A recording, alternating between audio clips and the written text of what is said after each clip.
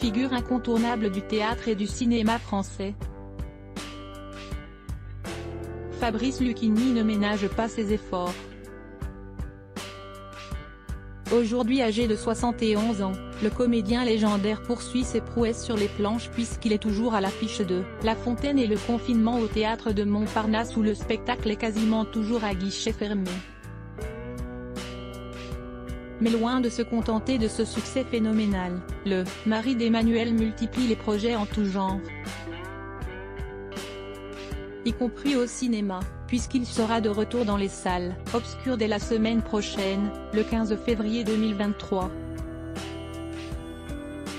Il est ainsi la tête d'affiche du long-métrage Un homme heureux de Tristan Ségala, dans lequel il donne notamment la réplique à Catherine Fro.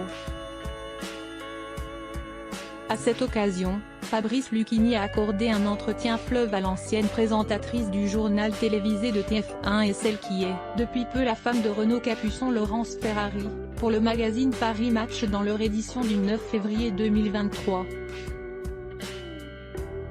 Une interview dans laquelle le comédien se livre comme à son habitude sans le moindre filtre, évoquant diverses étapes de son parcours ainsi que différents sujets de société,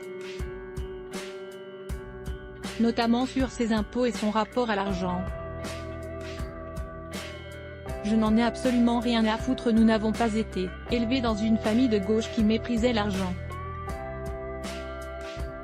L'argent était une valeur. Très vite, j'ai vu qu'il me permettait d'être respecté, débute-t-il ainsi à ce sujet. Pour moi, au théâtre, la recette ce n'est pas du tout de l'avidité, je n'en ai absolument rien à foutre, confie le père d'Emma, fidèle à lui-même. J'ai la chance de ne pas jouir de mes conditions privilégiées.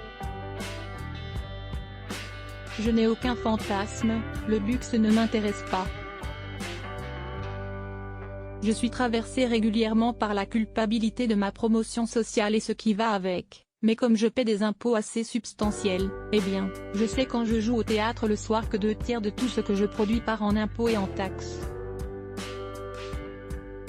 Et comme dirait Laurent Ruquier, c'est très bien, conclut-il à ce propos.